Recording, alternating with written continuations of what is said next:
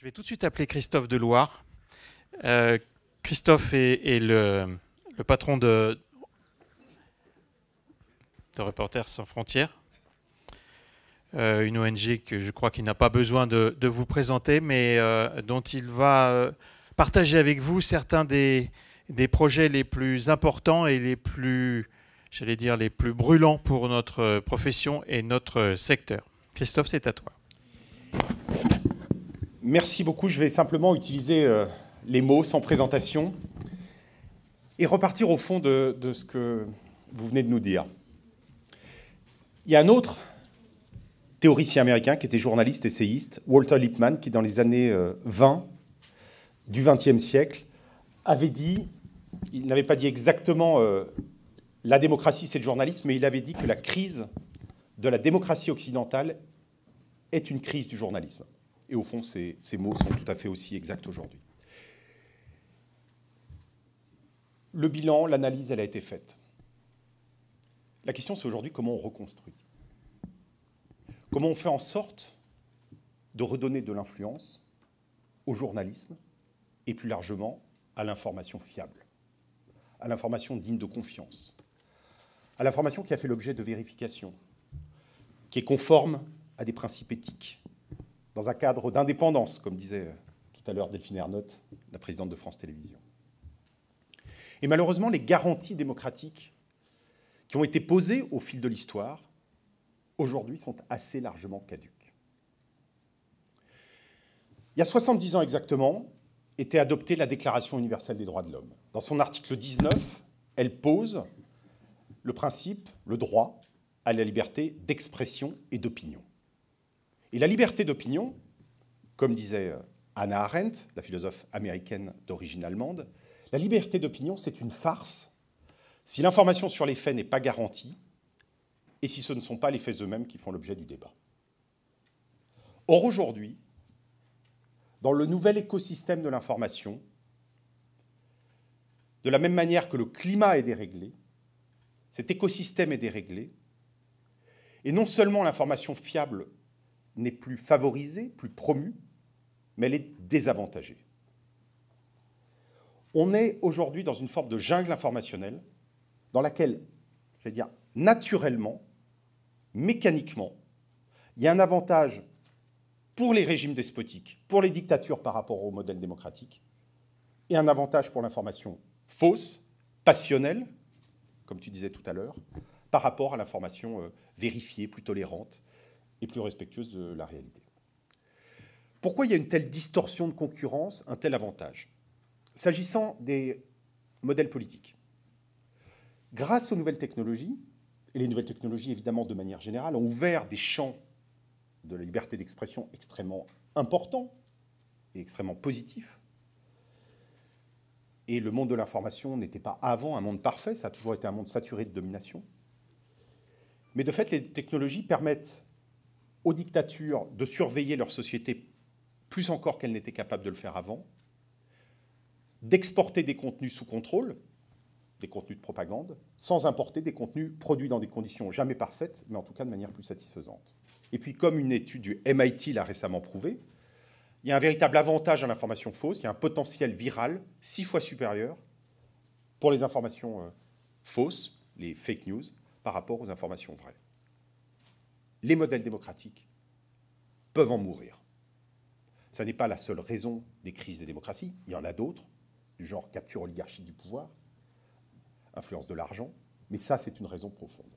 C'est des sables mouvants dans lesquels les démocraties peuvent s'enfermer. Et je disais, au fil de l'histoire, des garanties démocratiques avaient été posées. C'est des choses qui sont tout à fait invisibles pour le grand public. C'est par exemple le droit des médias. À la Libération en France a été adoptée, après la Seconde Guerre mondiale, la loi Bichet sur la distribution de la presse, qui pose un principe d'égalité. Personne ne connaît la loi Bichet, mais elle a une influence sur la conversation publique, sur la discussion.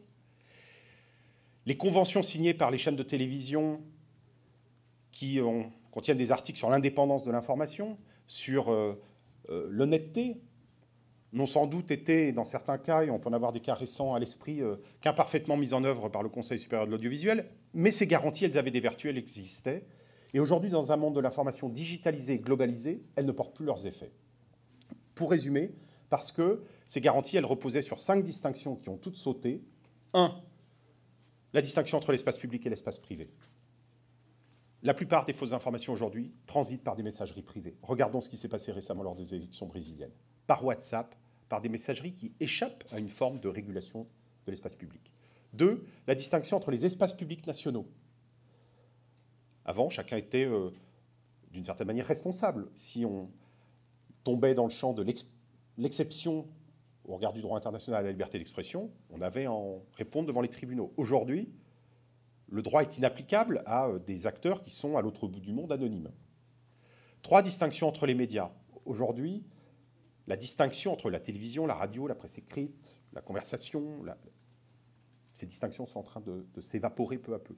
La distinction entre les contenus, la publicité, la propagande, la discussion, le journalisme de qualité, tout ça est aujourd'hui en concurrence directe sur les plateformes numériques. Et enfin, la distinction entre les hommes et les machines, les ordinateurs étant de plus en plus producteurs de contenu. Ça crée donc les distinctions que j'évoquais. Comment, 70 ans après la Déclaration universelle des droits de l'homme, on recrée à l'échelle internationale un cadre de garantie qui permette d'assurer l'exercice de la liberté d'expression et d'opinion et donc la démocratie.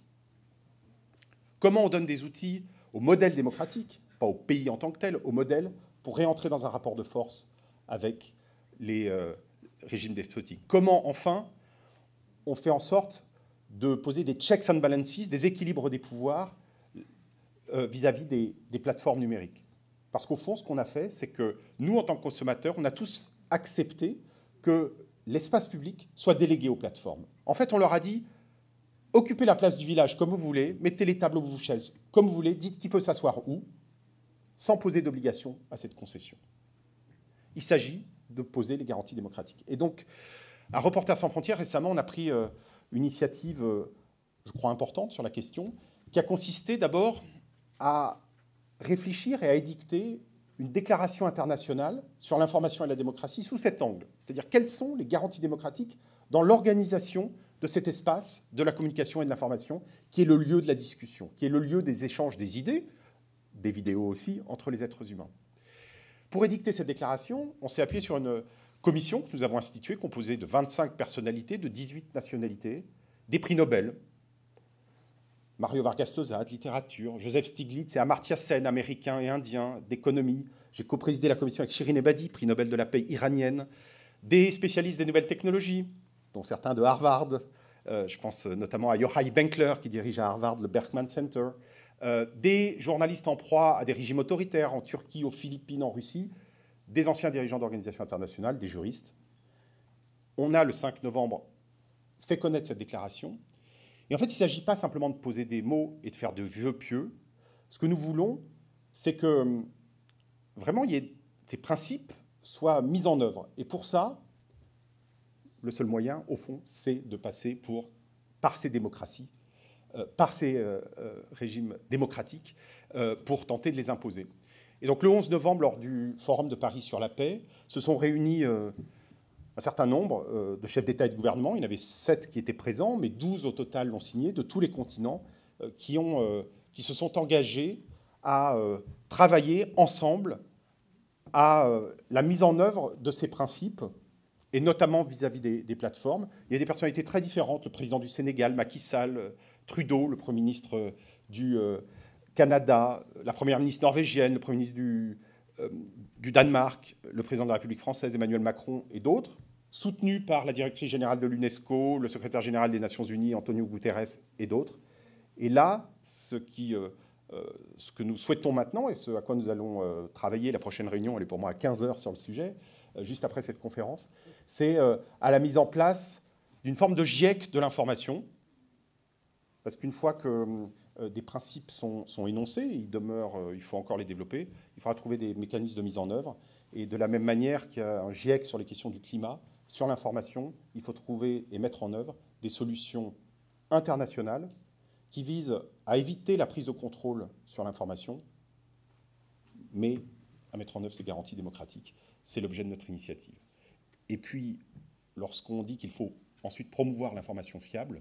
Il faut trouver des mécanismes concrets de promotion de l'information fiable pour permettre aux plateformes, aux annonceurs, à tous ceux qui peuvent apporter des avantages au journalisme, d'identifier ce qui est le plus proche des idéaux du journalisme et ce qui en est le plus éloigné. Et pour ça, on a lancé, mais je ne vais pas me lancer ici dans une explication, la Journalism Trust Initiative, qui est une initiative européenne, mais en fait où les États-Unis sont le pays où il y a le plus d'inscrits, qui est une initiative donc, qui vise, en se fondant sur la standardisation au sens anglo-saxon, la normalisation, à apporter des garanties sur les processus journalistiques, à apporter des avantages, et donc à faire le lien entre l'éthique, mot important de la présentation, et l'économie. Et nous sommes ravis que France Télévisions soit partie prenante de cette initiative. Merci beaucoup.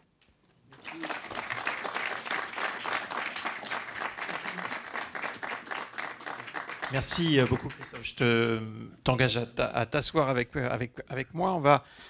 On va parler confiance. On va parler confiance avec des invités autour de cette petite table. Je vais appeler Alan Bo Poulsen de DIA, s'il vous plaît.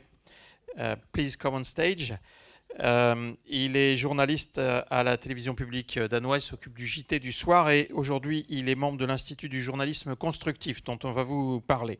Joël Marchetti est rédacteur en chef à la radio-télévision publique suisse, la RTS francophone, et il nous rejoint aujourd'hui sur scène.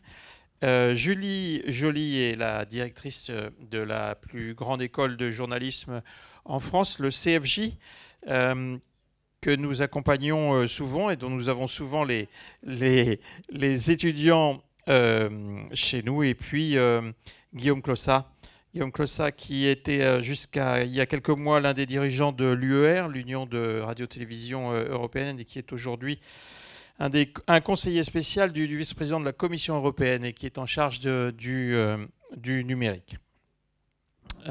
Maybe I will switch in English for a while.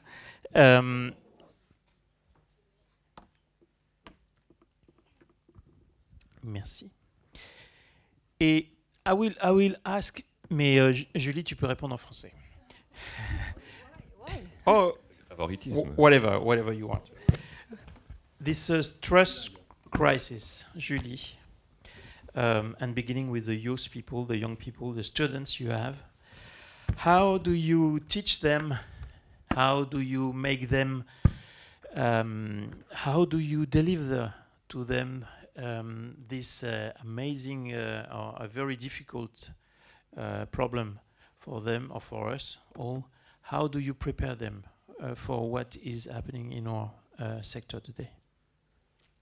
I don't know if there's a way to teach them anything about that, but they know that's. I mean, we tell them the truth. Actually, first of all, we tell them the truth, and we search students that are aware of what is happening now in the news. During their 2 years in school, they have to think about it a lot because they build medias themselves. They do internships in medias, and they come with lots of questions. Of course, they consume medias too. So I wouldn't say you can teach anything to them. We can only build with them this new contract about journalism. What are we here for? Are we still useful? Do people will pay for anything we have to say or to do? That's the big questions, because they have a job to find after school. And actually, they find jobs. So I wouldn't say I teach that, but we give a lot of space for conversation with them, for tests, for failures, for sharing experiments. And how do you see them, these young people, the Generation Z or even younger? Do they have value? Do they have a sense on their future mission that you already see? Does it exist, or do you have to teach them this? They have much more sense and values that we all have here. Much more, seriously. And every time I speak to them, even now I had messages from one of them about entering the school, about being in this school, about being in the media, being a journalist, they are asking themselves lots of questions about of the sense of this job. So yes, and that's it. I mean, we have to be at their level. We have to be ready for this to open to this discussion. It is very challenging, much more for me and for us than for them, I think. So yes, there are lots there were. Joël, your organization, the Radio Télévision Suisse RTS, had a huge challenge during the year. You had to face a national vote, a referendum on your own existence. Absolutely, yes. For the first time in Europe, people was asked for this question: do you want to maintain or not an audiovisual public service? Yeah, we were not afraid about this vote. We were terrified before. It was in March. Finally, we won. More than 70% of population wanted us to to be alive and to exist. But this started by us a huge reflection about what is our role as a public service media, what is our role into the society, and we started all these thoughts at all levels, a bit, also in an informal round too, and a lot of projects came out of these reflections. Starting by the idea that we are not above the population, we are not under it, we are just dans la cité, pour le dire en français. We wanted to answer the population who says, but I'm journalist too, we all are journalists, and we say, no, journalism is a job. Is a serious job too, and to create this link with population, to explain what we do, how we work, we started this project called Info Verso, which is all social, all new medias, just to bring some contacts with population. It's on Facebook. There are some podcasts too, some videos. Just these days, we have one of our senior international journalists who is just in a podcast. It's not for the broadcast, just a podcast, and he's answering this question: what in journalism have changed these 10, these 20, these 30 years ago? And just this type of reflections, we think, create or recreate confidence between journalists and population. So in few words, yet we had a huge year this year in Switzerland. Absolutely. Can you explain a bit more about Info Verso? How does it work? What is the answer of the public? Is the public there actually? Is it answering? Yeah, absolutely. It's a public platform. It's all converging on a Facebook page, a community on Facebook. Everybody can just ask us, why did you spoke about this news? Why didn't you spoke about this one? And we always answer any question on this Facebook page. We have 2 videos. I work in a radio. Our journalists make now little video clips. When we have a breaking news, our journalists come just in front of the camera, just for Facebook, telling how did we work on this breaking news, what did we do, how did we discuss this to go ahead. And we wanted it all social, and we wanted absolutely not making making a big difference between the broadcast, our news magazines, and this part of our job, Info Verso, which is not in our news broadcasts. Christophe, do you think that we speak since the beginning of the afternoon about conversation with the public? Do you think we media, traditional media, should be showing more transparency? Should we? Do we have to show more how the news is broken, is reported? Do we have to show the news conferences also? Est-ce qu'on doit montrer les coulisses?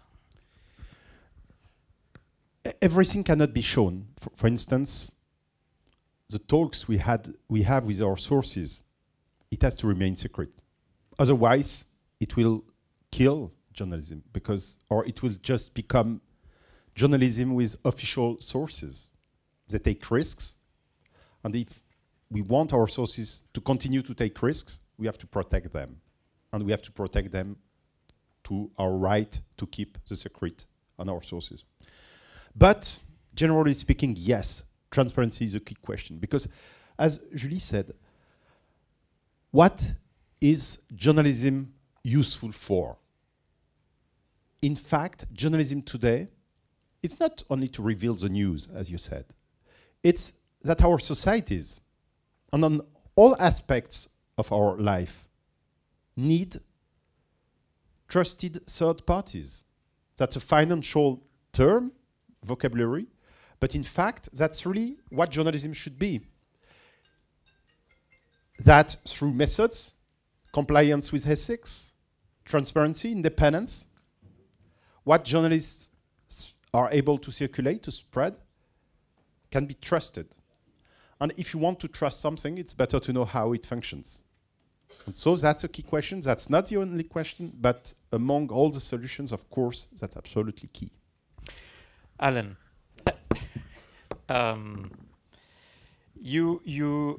your group in Denmark is at the origin of a very interesting initiative. It's called constructive journalism. Tell me if I'm wrong, but it's based on the fact that you believe that news are not always negative, and that negative news are not a correct reflection of the reality, right? Yeah, the problem as we see it is that we tend to use only one eye. We want our colleagues and ourselves to use both eyes. We tend to focus on negative news. We've done so since, well, I brought a very old quote. Back in 1883, the great Reuter told his newsagents and correspondents the following: please cover the following: fires, explosions, floods, railway accidents, destructive storms, earthquakes, shipwrecks, street riots, and murders of a sensational character. Do we do this today? Yes, we do. They are all over the place. They are all over the news, in the papers, in the radio, and then on the TV.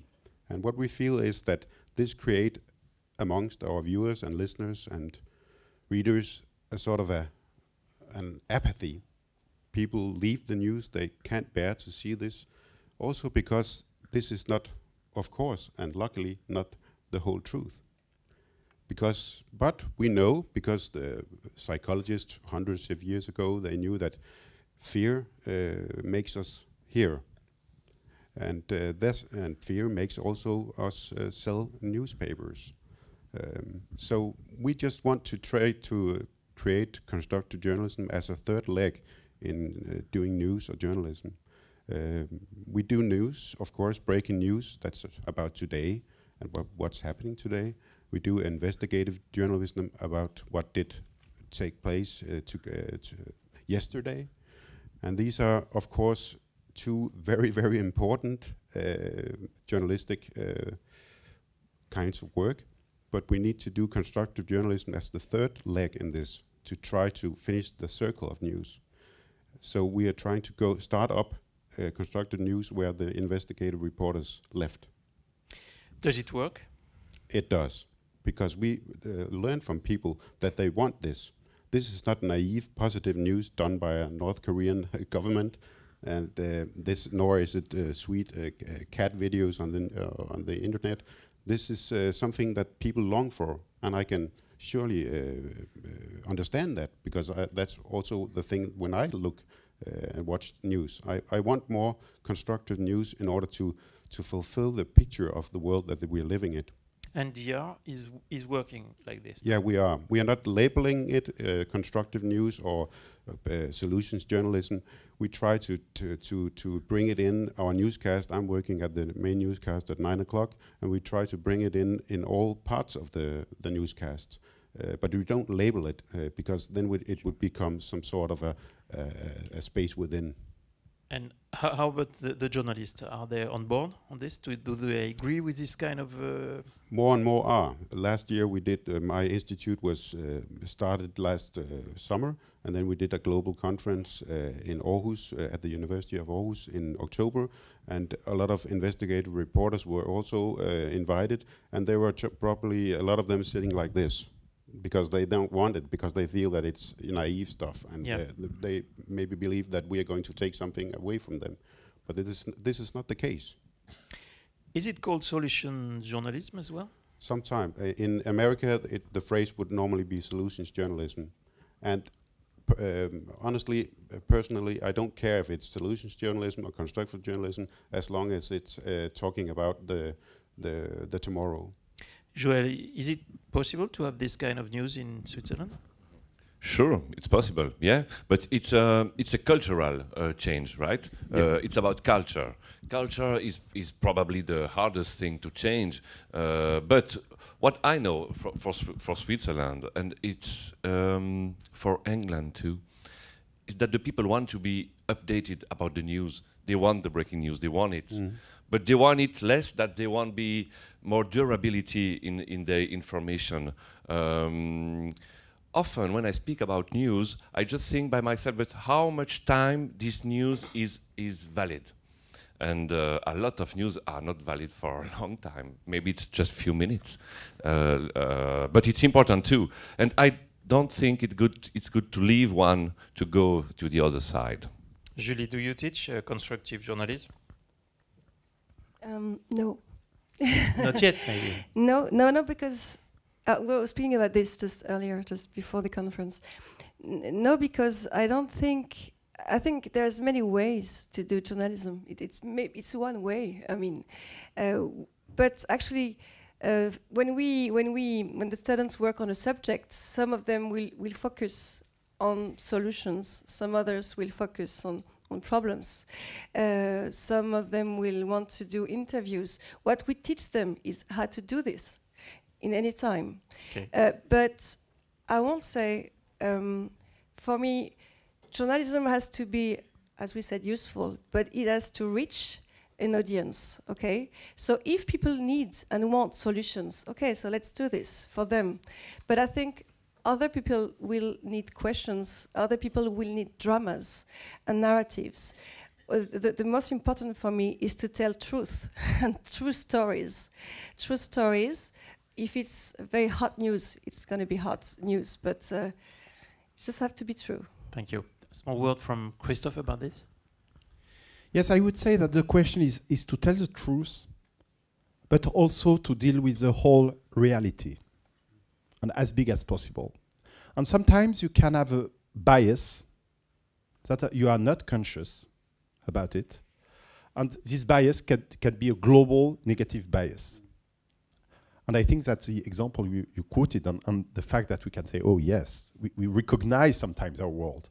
There is a huge bias that that is sometimes created for cultural reasons, for industry reasons, because you can consider you sell more easily dramas than more other types of news. But we have to find the ways to help journalists to go beyond this bias and to be able to deal with events. And events are very often catastrophes, or they are not, very often the events are not positive. You can have parties, ceremonies, etc., but mostly that's negative. And deal with situations, evolutions, another way to deal with the reality. And I have to mention that what you spoke about has been integrated in the declaration that we have published, because I also asked the founder of the center, Ulrike Agerup, who is a former head of the new News and Information Department in the Danish public TV, to be a member of our commission. And it was something, of course, that we not only had in mind, that we want to also take. Alan, you wanted to add a word? Yeah, just it is a cultural thing that we have to change, and it's a yeah, sure, it is a cultural thing that we have to change, and it's a cultural thing within our profession, because people are ready for it out there. They long for it. So it's us. We are going to change here.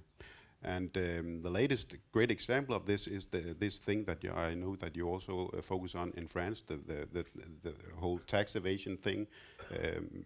We did a great story. Colleagues of mine, investigative reporters back in Denmark, in collaboration with colleagues abroad. And now they are exposed, some of the people who challenged our tax system. And what then? Now all the news stories about this topic stopped, actually. And then people are sitting there in their couches around the country saying, okay, what are we going to do now? And that's why constructive journalism, solutions journalism should play a part. Joël Leroy. Yeah, thank you. I totally agree with the fact that we have to tell right news that are true. But I remember a few years ago, and it's a problem for me too sometimes. A few years ago in Switzerland, we have unemployment really low. And a few years ago, 0.2% of employment were a progression. And all media, not mine too, but all media in Switzerland were literally in panic. 0.2, and all the press told about that. But the press doesn't speak about all the jobs creating weeks after week, months after month. That's not for me good news journalism. I don't like this approach. It's just facts. When we told that yesterday in Syria were 72 dead persons, okay, telling that, what do we really say when we say that? I just interrogate myself about that. Guillaume, is Europe an answer to this trust issue, and how? How is it possible to work on that? Well, several things. First of all, I have the mission to try to answer partly to this, and I have to make a strategic recommendation for the European Commission on how to leverage key enabling technology, artificial intelligence, data, AI, neurosciences, in order to sustain a strong, pluralistic and independent media system in Europe. So I'm not sure to be able to give the answer now, but what I can tell you is several things. You spoke about the revolution we are seeing the last 5-10 years. I can tell you that in 5 years, the world will be completely different. And for me, the question is, where do we want to be in 5 or 10 years? What kind of contribution we want to have? And how do we organize in this respect? Because if we just make a statu quo, to be honest, we go nowhere, really nowhere. So what kind of society do I want, for example, in Europe? Once I say that, I know what I want personally, and I speak on my personal name.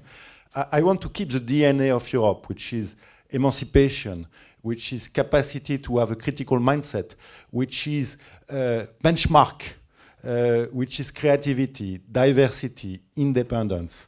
And for that, how do I organize myself, and how do I leverage the potential? In 3 years, we became aware that we were in a national competition, and now we are in a global competition.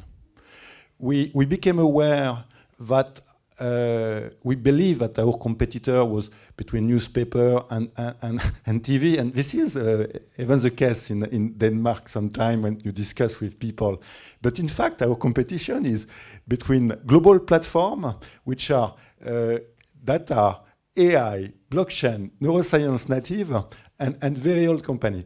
But if we just add all the technical skills in Europe, in the public service media sphere, we have maybe 10 less people than Netflix to make research. No, there is an issue. There is an issue. So for me, the question is, what kind of contribution we want media to have to democracy, but not only democracy, because it's a pluralistic model we have. It's democracy, it's informed economy, and it's, let's say, a positive society.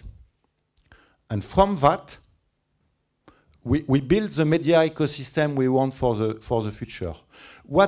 And in this respect, the question is what kind of support Europe can bring. And Europe can bring a lot. First of all, the resource for education at transnational level. Some kind of regulation. We need to discuss competition. And competition is two things. It's not only to regulate the platform, but it's also how to cooperate at transnational level between ourselves. How to share data in order to have an enriched and much better information.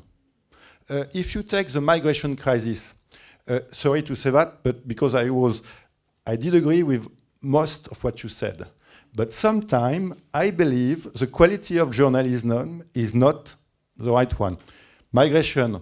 Within the public service media, there was only one specialist full-time on migration, and it was a Swedish SVT or Swedish radio maybe, journalist, you know that.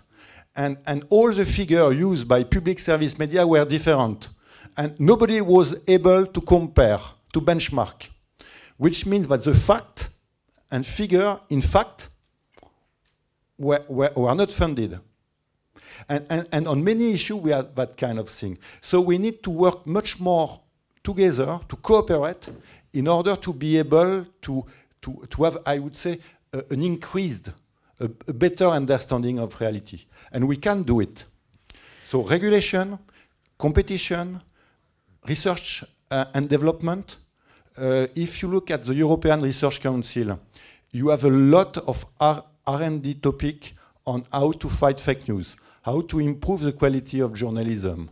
Guillaume, what kind of tool can we imagine? Can we imagine? Is it not too late to have a European search engine? Is it not too late to have an automatic translation real-time engine between all the countries?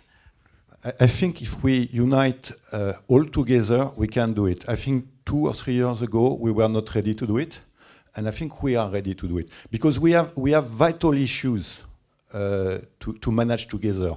One issue for the media ecosystem is the economic value.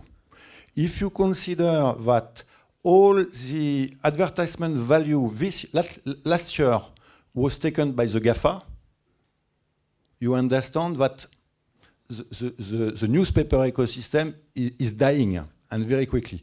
If let's imagine that we have a joint player, a media search engine at European level. What does it mean? It means that we have the capacity all together to recapture the publicity. When you listen that an American search engine company say, okay, I can exclude all the media if you disagree with me. I don't remember the name of this company. Maybe you will find after investigation. You see that there is a geopolitical issue. I think we have the capacity to do it, but we need to have a bottom-up approach from the European mediosphere. And to be honest, sometimes I think, particularly in this country, but not the only one, we are very alone. We work alone. We work in silo. We don't try to cooperate. I don't see a vast discussion between the book publisher, the audiovisual part, the newspaper, in order to build something collective. Because we have the resource, the financial resource, the regulatory resource, the creative resource at the European level. Merci Guillaume. Je vais peut-être ouvrir le panel aux questions de la salle si vous avez des questions. Est-ce que je vois... Oui, monsieur en haut. Oui, allez-y.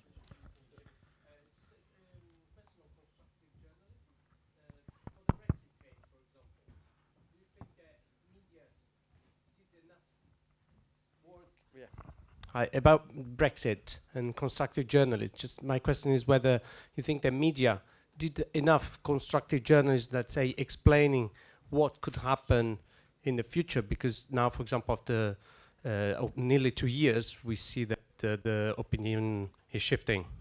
Thank you. Well, yeah, okay, that's working. Well, as in many other cases, I don't think so that they did enough. They started, of course, very early in going in this battle between the two political sides, and this was what it was all about. Was it out or was it stay? Like in Denmark, when we have our elections, it's all about red or blue bloc. So we try to often to simplify the news so much that we don't go into a discussion about what is going on if we say yes, what is going on if we say no. And so from my point of view, even though that I'm not an expert on Brexit, I saw a very typical news coverage where it was very for or against and not that constructive. Merci. Peut-être une autre question pour finir?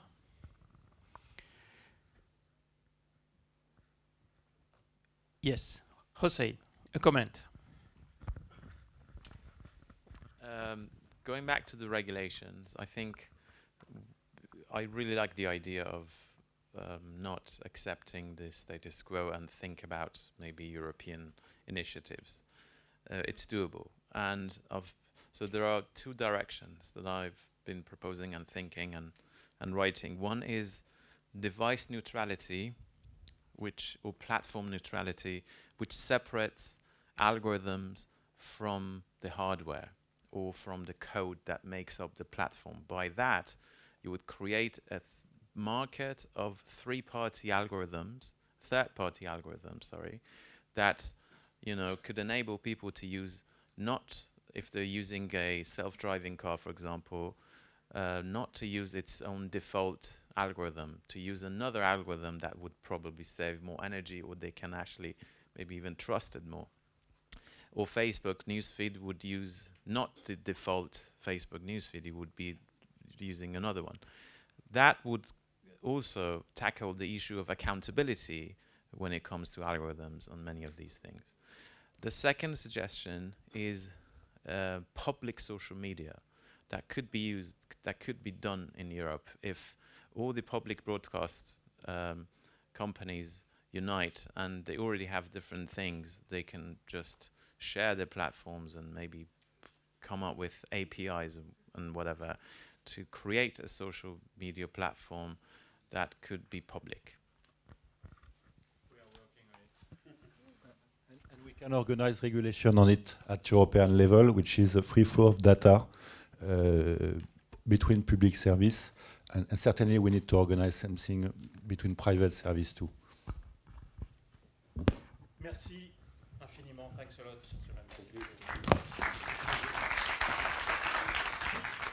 lot.